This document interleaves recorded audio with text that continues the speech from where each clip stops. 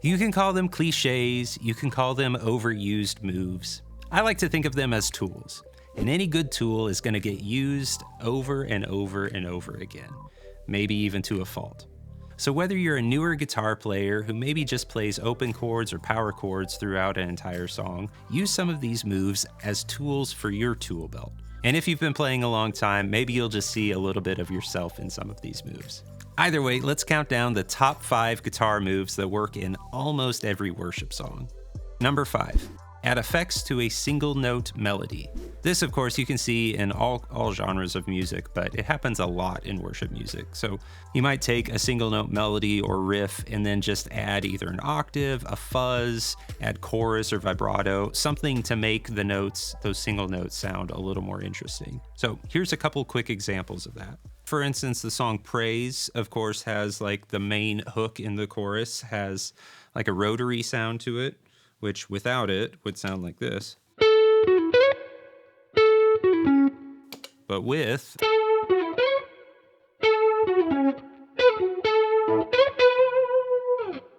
there's also a lead line that happens towards the end of the song that I kick on a fuzz for with some delay and verb.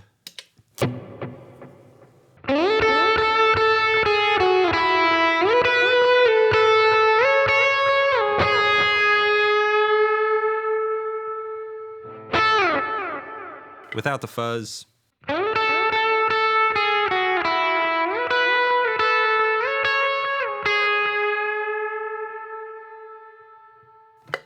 just feels like it needs something, right? I'll also use an octave to thicken up the lead part on Holy Forever.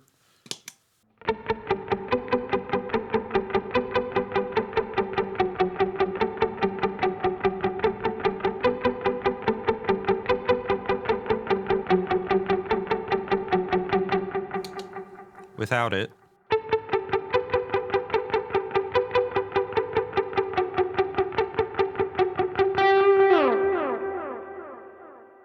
it still works, but it's such a subtle line, it kind of gives it a little bit of oomph having that low octave in there. Number 4, copy the melody with loads of verb and delay. Now this one I definitely do a lot, but I have a little bit of, we'll call them guidelines, not rules, guidelines for this. If I'm copying a piano melody, I'm going to copy that exactly. You'll see that pop up in like intros, outros, turnarounds, maybe the instrumental leading into a bridge, and there's like a defined piano part that has like a pretty melody to it. And you end up copying that on guitar, maybe an octave higher, or even sometimes an octave lower, whatever works to fill out the sound. But if I'm copying a melody on piano, I copy it exactly. I want to try to get that as close note for note as I can, because if it's subtly different, it's just going to sound sloppy. Now, on the other hand, if I'm copying a vocal melody, I will eliminate some notes. I don't try to add too much, maybe a little bit of flavor here and there. But for the most part, I'm going to subtract notes from a vocal melody that I might be copying. You see that in like big choruses and big bridges, you start to copy the main melody. For my taste, I usually prefer to eliminate a couple of notes so you're not copying that vocal melody verbatim. An example of copying a piano melody might be like for King of Kings.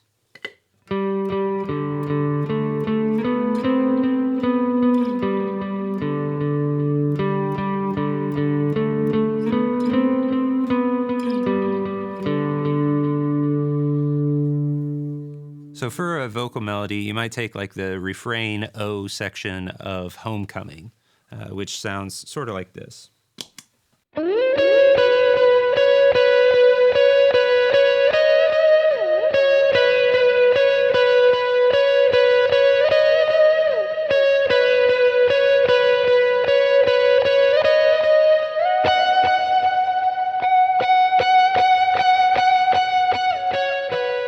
If you're familiar with that song, you'll notice I was matching the melody at the top of it, and then as it started to get a little more complicated vocally, I'm stepping back and becoming a little more simple to give a little bit of contrast there. That's definitely a move that I've used a lot, and you see it in a lot of worship songs. It works well. But I will say, if you're gonna use that move, make sure you're in tune. Okay, number 3, palm muted 16th notes in a verse.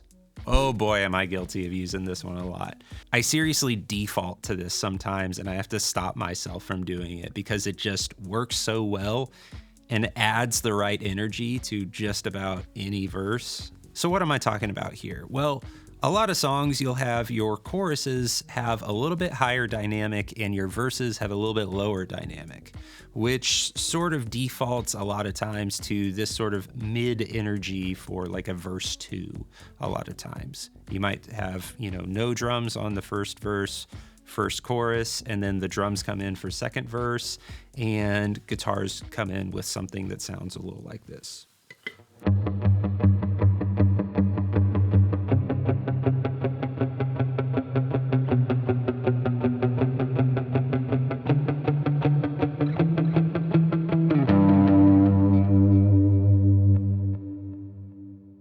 It's seriously all over the place in worship music, and it feels right a lot of the times.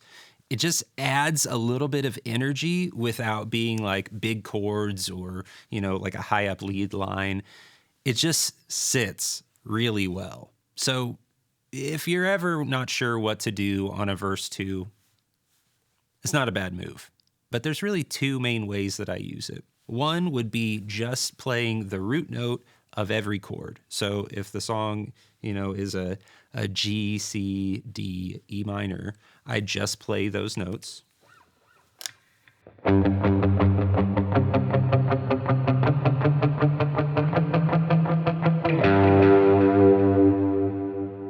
Or the other route that I'll take for this is more of like a droning note, sort of a method. So I might do that a little bit higher. So for this one, I'll use like this G up here, and I'll stay on the G for everything except for the 5 chord, because that makes it a 5 sus. I'll play the major third. I just bump it down a half step, but the rest of it I'm playing on that same note. Let me get a loop going.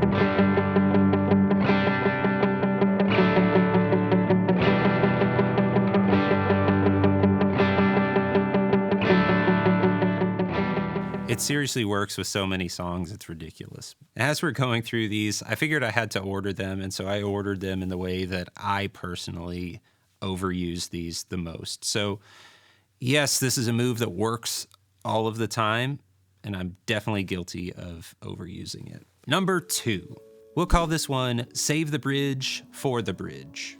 What I mean by that is a lot of times, especially on like a slower tune, I will keep it on the neck pickup for almost the entire song, and when I want to bring it over the top for like a really big bridge or that last chorus, I kick it to the bridge. So maybe a song like All Hail King Jesus that has sort of a building bridge that has a bit of a big chorus after it, something like this.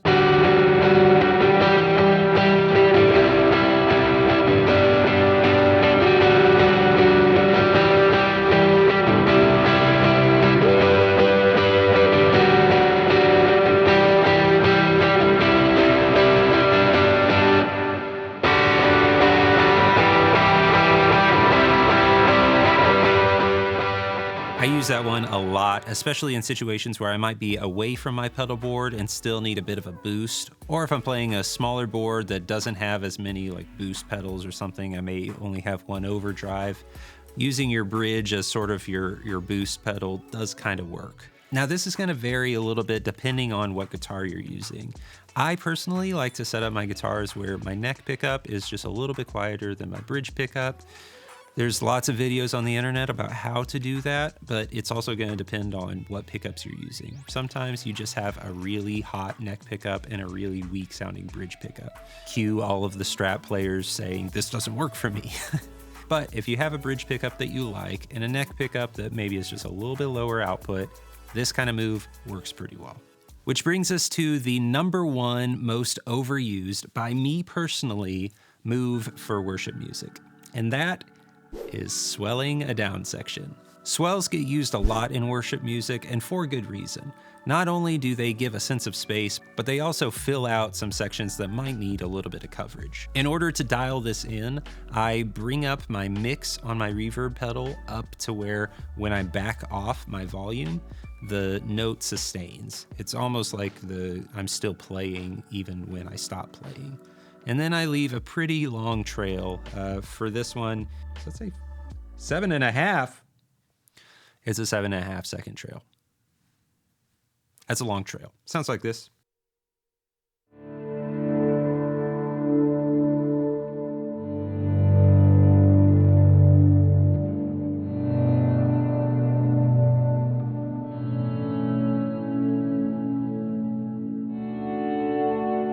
Not only do these work well in a worship song, but they work really well around a worship song. So whether you've got a talking point in between two songs, maybe a scripture reading or a prayer, this type of thing can pad or fill out some dead air within a worship service.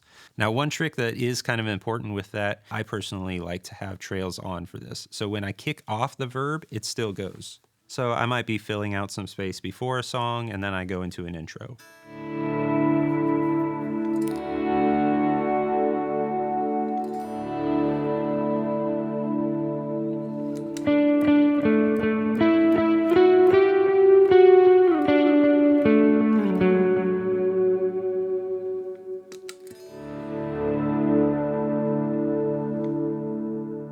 Just adds a lot of atmosphere and polish to a worship set.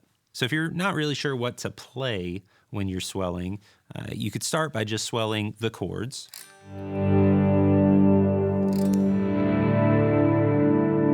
If you're not wanting to take up that much real estate, then maybe try just the high strings, so like G through E. So here's me playing the same thing, but only the top 3 strings.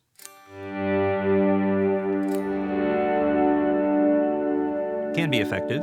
Or if you want to take up even less real estate while still adding, maybe think about swelling just the root note of the key that you're playing in. So if you're playing the key of G, it would just be the G note, but play it on the high E string. So up here.